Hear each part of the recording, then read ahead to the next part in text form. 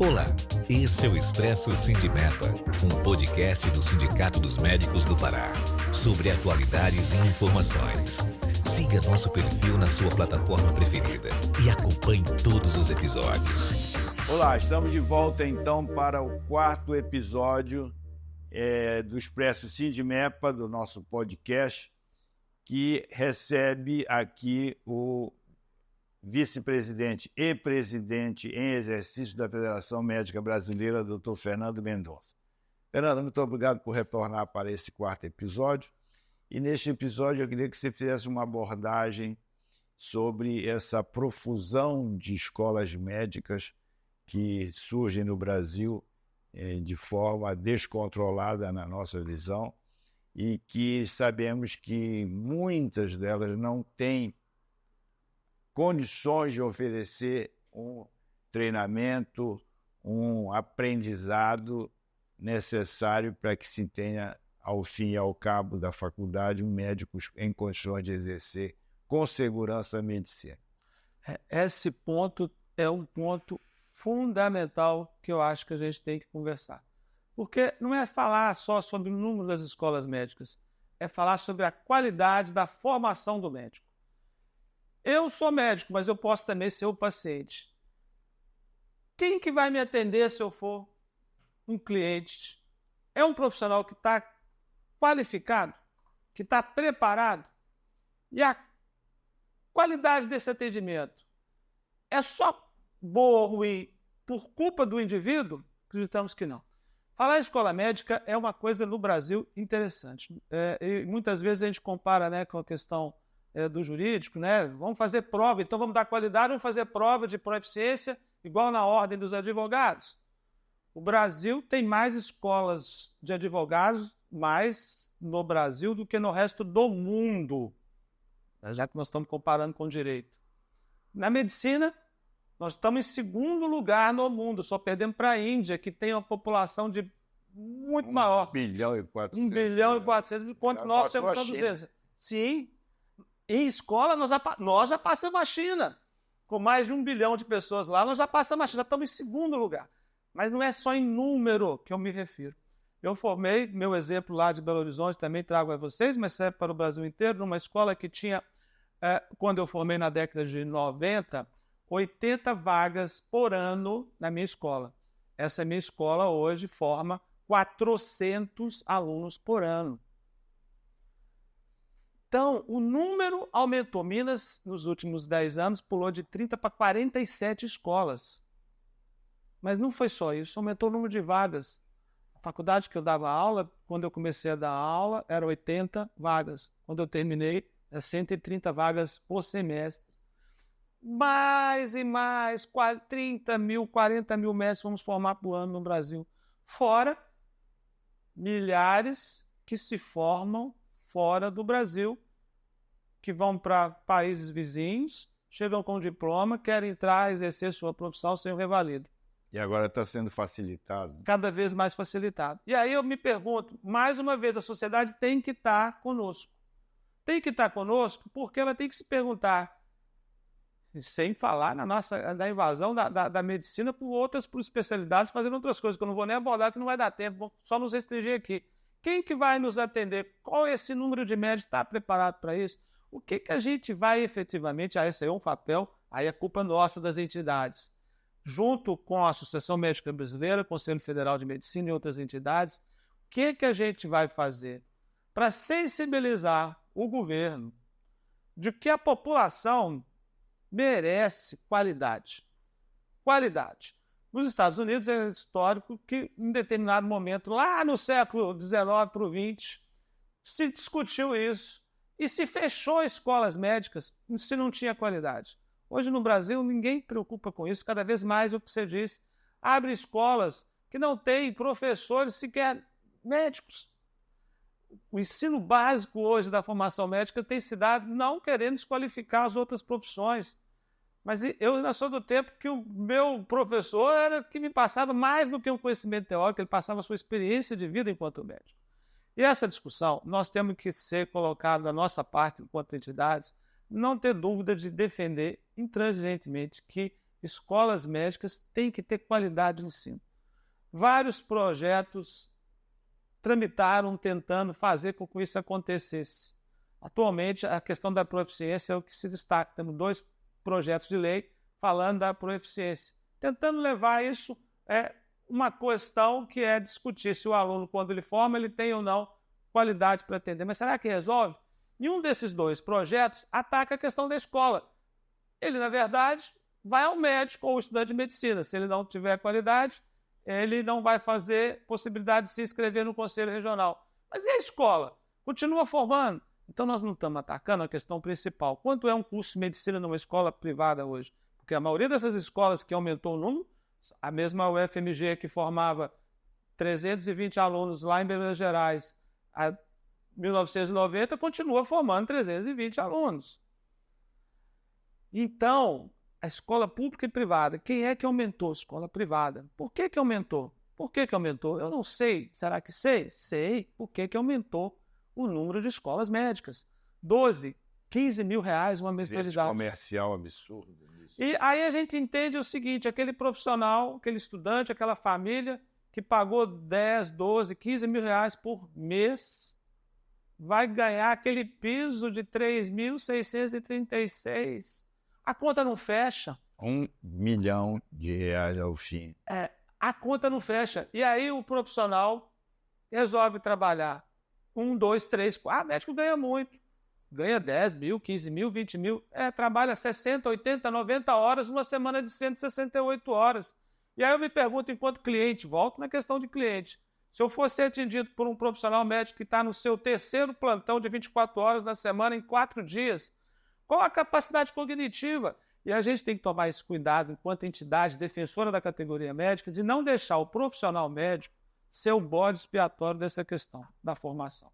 Ele às vezes tem culpa, às vezes tem culpa. Eu, quando dava aula, tinha alunos que não estudavam e tinham que tomar nota ruim e às vezes achavam ruim conosco. Tem, mas esse é uma minoria. Mas esses não se formam, Fernando. Ele até se forma às vezes, Wilson.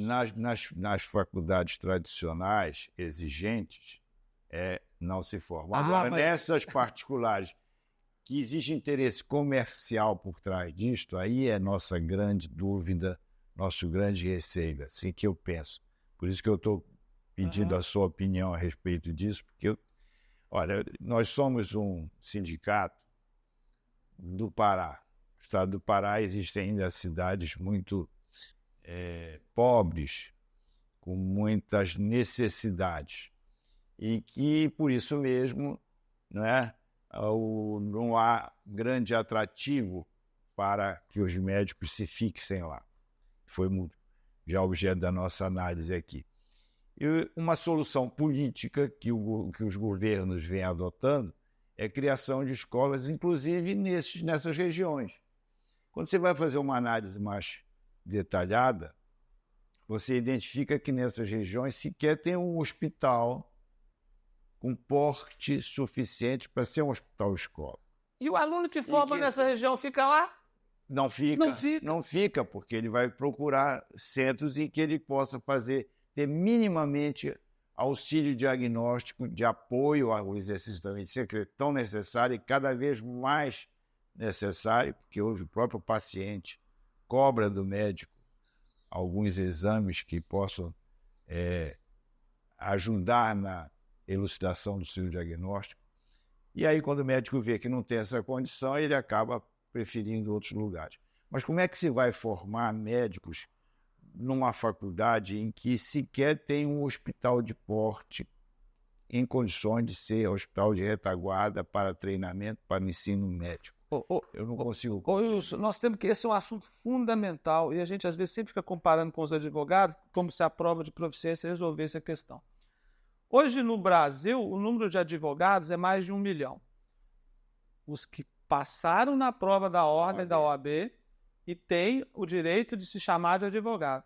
Mas nós temos mais de 4 milhões que fizeram a faculdade de Direito e que não podem ser chamados de advogado. Agora vamos transportar isso para a medicina. Nós temos hoje 600 mil médicos. Imagina que nessa proporção a gente tivesse aí mais 3 milhões de médicos que não terão o diploma e que vão estar aí fazendo o quê? fazendo às vezes o que a gente critica que as outras profissões estão fazendo hoje. Então, se a gente não abordar de maneira imediata, com o apoio da classe política, da classe de sociedade, a formação da qualidade de quem tem um diploma, porque a população, ela me vê o doutor fulano com o diploma CRM-X, ela entende que ele está ali, pronto. Ela vai ver o que, se não se pensar, em breve teremos o cara que não vai ter mais inscrição no conselho, então ele não vai poder ser fiscalizado pelo conselho, mas ele tem um diploma de médico. Ele vai se chamar de doutor, ninguém vai poder falar nada, ele não vai ter uma inscrição, a população não sabendo. Resumo, a gente vê um cenário catastrófico a curto prazo se a gente não fizer no presente uma intervenção em cima da qualidade da formação do médico e da escola. Não é um número, eu insisto isso, não é só um número de ter mais escola, de ter cada vez... A curva da formação médica ela é exponencial. Se a gente não intervir no que se está formando, com todo respeito, quem vai pagar essa conta é alguém, essa alguém é a população. E eu, enquanto pessoa, eu sou parte dessa população. Então, eu, enquanto dirigente, eu tenho obrigação de estar denunciando, estar conversando, estar brigando. E que envolve questões graves, porque envolve... Nós voltamos à questão do lobby. O lobby das escolas... o lobby das escolas... existe, sim, essa questão que passa pela legislação, que passa necessariamente também pelo judiciário, e nós somos os porta-vozes, então nós, as entidades, nós precisamos intervir na educação médica. Fernando, eu vou colar nisto a questão da residência médica. Existe um movimento no Brasil de algum tempo para cá de que deveríamos ter vagas para residência médica proporcional ao número de médicos que se formam. Ou seja, todo médico, ao sair da faculdade, ia ter uma vaga para fazer a sua residência. Isto não seria uma forma de tentar compensar a deficiência da formação do médico na faculdade com mais 3, 4 anos, 5 anos, 6 anos de residência médica? Porque dentro desta lógica, deste raciocínio que estamos fazendo aqui, muitos dos médicos formam-se sem condições de exercer minimamente a medicina com segurança. Nós estamos falando de especialistas, estamos falando daquele médico que recebe a população, que é porta de entrada, de frente dos hospitais, dos centros de saúde, das UPAs, enfim, e recepciona o paciente, faz o primeiro atendimento, encaminha para diagnóstico, dá suporte à vida naquele primeiro atendimento que o Brasil tanto precisa. Então, será que esse pensamento de ter residências médicas, vagas suficientes para todos os médicos que se formam, seria uma forma de compensar isso? E isto, se este for o raciocínio, trago logo uma outra questão que eu queria que você também fizesse uma breve abordagem, se isso também não seria uma forma de oferecer aos hospitais mão de obra mais barata, médica mais barata, porque aí os residentes trabalham por bolsa é aquele valor, e passando ali ao longo de 4 anos, pelo menos, de residência, que eu acho que a residência com mais curso de espaço de formação hoje são 4 anos, isso também não seria uma forma de facilitar a mão de obra? Eu acho que a gente tem que tomar muito cuidado, a gente não tampar um sol com a peneira. O que eu quero dizer com isso? Nós entendemos que a formação médica da graduação está ruim. Se a gente simplesmente protelar para a pós-graduação, não sei se resolve. A residência médica, que é um treinamento em serviço, com certeza é a melhor formação que o médico pode ter para trabalhar para o seu aprendizado, para o seu questão de crescimento pessoal e para o atendimento da população. Mas olha que coisa interessante, nós não temos um número de vagas suficiente e se continuar essa formação, dificilmente vamos conseguir. Mas o pior é que as vagas que temos hoje estão ficando ociosas, Wilson. Um número de 40%, 50% não tem vaga suficiente comparada com o que forma, mas as vagas que tem não estão sendo ocupadas. Por que isso está acontecendo? Por quê? São vários os fatores. A bolsa de residente hoje é R$4.000. Aí nós estamos lá dando o exemplo, o cidadão pagou 10 mil, 12 mil de faculdade. Aí ele tem uma bolsa de residência de 4 mil. Tem uma proposta de um programa para pagar ele 10 mil, sem vínculo, sem nada, mas ele vai ganhar 10 mil. Ele pensa no momento imediato. Ele pensa no agora, sair com uma dívida de 1 milhão. Eu vou ficar mais 4, 5 anos. A formação médica está variando dos 6 mais 4, 5. O curso de medicina está dando, para quem quer fazer direito, direito é ótimo. Quem quer fazer da melhor maneira possível, quase uma década de formação. Entendo que são óbices, são fatores que nós temos que apontar e discutir claramente. Temos que melhorar a bolsa. Porque se a gente deixar essa bolsa de 3, 4 mil, a mão de obra fica barata, mas essa mão de obra não vai acontecer de qualidade. Porque quem vai entrar para essa vaga é quem não conseguiu nem sequer um emprego de um programa de um governo. Então, a gente entende que a formação médica ela é um processo contínuo. A pós-graduação, a especialização, ela segue numa linha que ela tem que ser pensada em conjunto, em planejamento. Nós precisamos sim ter mais vagas, mas precisamos ter as vagas que já existem hoje. Não sei, nós temos que discutir a Comissão Nacional de Residência Médica, rever o número de vagas, rever a qualificação, rever a remuneração, pensar a especialização junto com a graduação para tentar fazer uma formação melhor para o médico, para atender melhor a população. Muito bem, então assim encerramos este 4º episódio e que recebemos aqui com muito prazer no nosso podcast o presidente em exercício da Federação Médica Brasileira e futuro presidente, a partir de novembro próximo, o Dr. Fernando Mendonça, mineiro, que visita Belém para presidir o Congresso dos Acadêmicos de Medicina da Federação Médica Brasileira, Congresso da Federação Médica Brasileira, que Belém, o Sindimepa, o Sindicato do Pará, cedia aqui em Belém. Doutor Fernando, muito obrigado pela sua vinda. Eu que agradeço. O podcast. Pode ter certeza que as suas explicações sobre a gestão atual da Federação Médica Brasileira e os projetos para a próxima gestão, que o senhor será o presidente, foram muito importantes para esclarecer os médicos que nos acompanham, os médicos paraenses que nos acompanham e todos aqueles que têm interesse em assuntos médicos, que é sempre o assunto do interesse geral da sociedade. Muito obrigado.